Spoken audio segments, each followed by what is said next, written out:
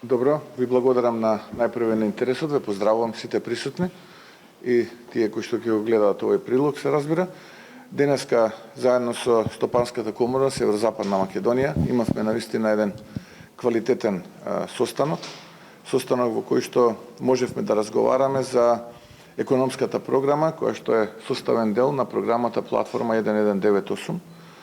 Дел од проектите и предлозите кои што ги имаше Стопанската комора се содржани во самата програма Платформа 1198, бидејќи, како што каже и председателот на комората, ова не е прв состанок, веќе имавме неколку состаноци претходно и тимови од ВМРО ДПМН имаа состаноци со представници на комората.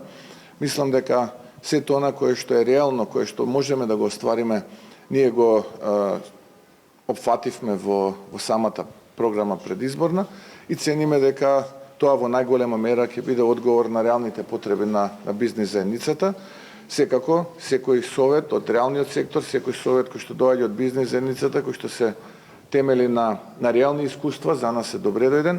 Човек учи додека е жив. Не смееме да бидеме луѓе кои што ќе престанат да учат и нема да прифаќаат совети. Јас сум барем човек кој што сака континуирано да разговара и низ еден диалог да можеме сите заеднички да дојдеме до она што е за нас заедничка цел, а тоа е да имаме држава просперитетна, држава која што вистински ќе биде европска по сите параметри, држава во која што граѓаните ќе остануваат, а не ќе се селат, и Македонија која што ќе биде држава за сите, подеднаква за сите буквално, и држава во која што ќе можеме сите да бидеме среќни. Тука би завршил. Уште еднашка благодарност до комората, благодарност и до председателот, кој што навистина секогаш кога сме имале состанок, бил состанокот во еден конструктивен амбиент, пријателски амбиент во кој што можеме да извлечеме максимум, а потоа и сето тоа да го примениме. Ви благодарам, тука би застанал. Кои имате прашања, ви стоиме на Господине Мицковски, јас имам едно прашање, дали разговаравте досега поединечно со сите представници од коалицијата Вреди и доколку не, дали планирате да разговарате во однос на... Ние сме фокусирани на вториот круг од претседателските избори и фокусирани сме на парламентарните избори, кои што за отприлика една недела од денеска ќе завршат. Веднаш после тоа, откако резултатите ќе бидат готови, ќе седнеме и ќе разговараме со сите политички партии во Македонија кои што се опозицијски. Она кое што го кажавме е политичко општествен консензус, кој што нас ни е многу важен против владините партии во моментот. Она што го кажав на пресконференцијата на 24 април, можам повторно да го потврдам, разговаравме со господинот Арбен Таравали, му честитав за исклучително добриот резултат кој што го оствари на изборите, имајќи предвид кој беше противникот од другата страна во делот на владините кандидати, тука мислам на Стево Пендаровски и Бујар Османи, така што ценам дека во овој момент треба да останеме фокусирани за тоа кое што представува основна цел, а тоа е победа на претседателските и парламентарните избори. Како го коментирате ставот на коалицијата на ДУИ дека тие не може да бидат изоставени од идната влада, бидејќи ќе бидат представници на мнозинството немакедонско население, на мнозинството немакедонски гласачи. Рекоа дека таква влада би била неуспешна авантура. Вашиот коментар? Жалам што се уште раководството на ДУИ живее во некои времења кои што се минато во Македонија. Македонија е држава на сите граѓани во нејза. Ниту е федерација, ниту е би 3 или 4 национална држава. Македонија според уставот е држава на сите граѓани. Според демократијата, оној кој што има 61 пратеник ја формира идната влада во Македонија или ја формира владата. Јас не знам како тие пресметале дека се представници на мнозинското немакедонско население во Македонија. Мислам дека сите ние сме граѓани на Македонија, македонци. И ценам дека политиката не треба да се гледа како, условно кажано, шведска маса, па ДУИ малку ќе земе сега од СДСМ, малку ќе земе од ВМРО, малку ќе земе од некоја друга политичка партија. Демократската унија за интеграција беше 6,5 години со СДСМ во владата, тие се поразени во првиот круг претседателски избори, очекувам да бидат поразени и после парламентарните избори и очекувам дуи да биде опозиција за неколку недели од денеска. Кој е вашиот коментар на изјавата на Ковачевски дека негови роднини биле преложени и гласале за други политички партии, не за СДСМ, и кои се вашите очекувања за изборите на 8 мај?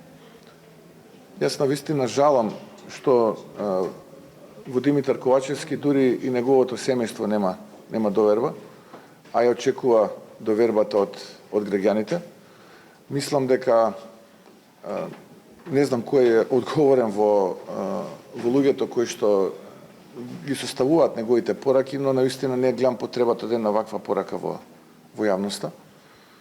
И мислам дека е погрешна таа порака. Ако вам и во вашето семејство потесно или пошироко не ви веруваат, не гледам како тогаш граѓаните би верувале и би имале доверба во вашите политики.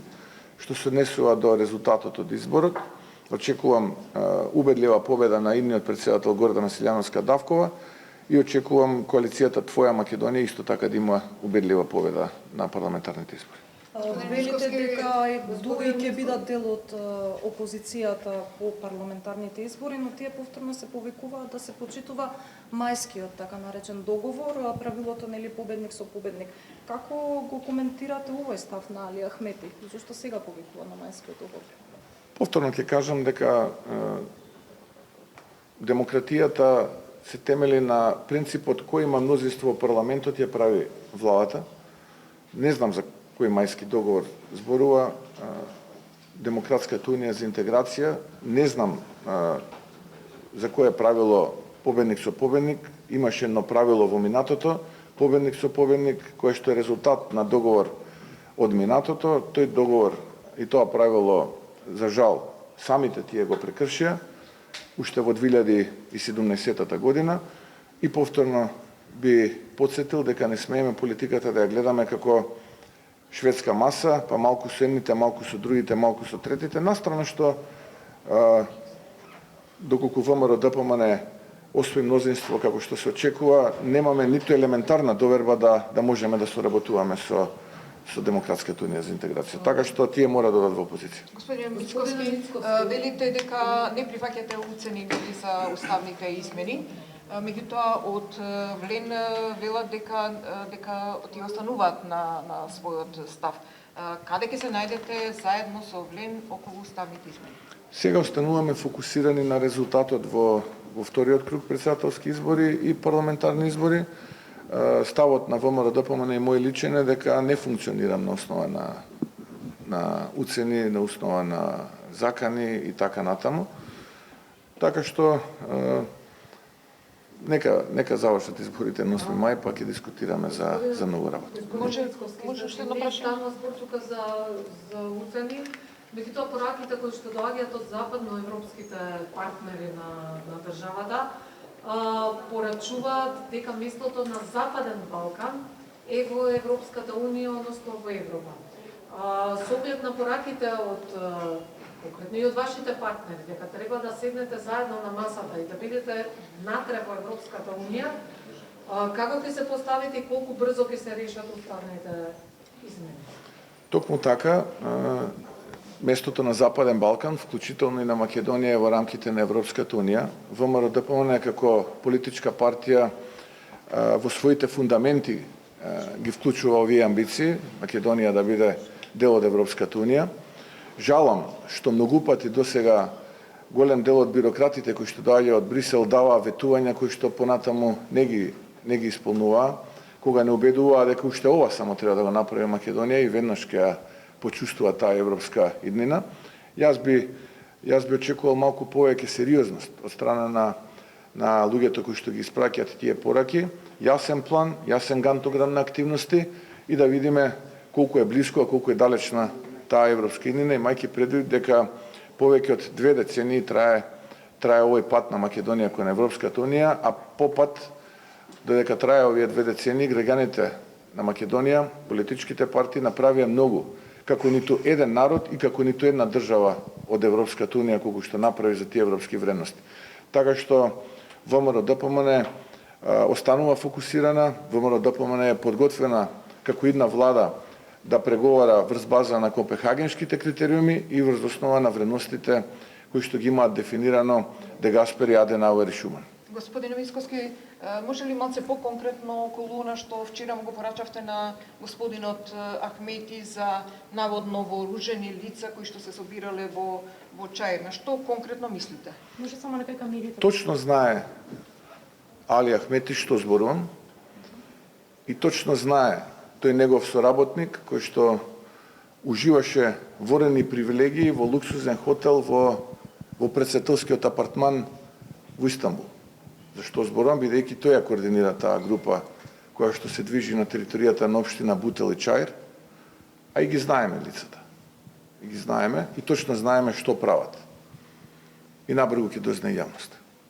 Ако имате такви некои сознание, дали ќе побарате МВР да постапува и ви со министерот Тошковски дали сте разговарали за тоа? Јас тоа што имав да го кажам јавноста го кажав. Дали МВР ќе постапува, нема да постапува, какви сознание има МВР, ќе се обратите до Министерството за внатрешни работи. Благодарам.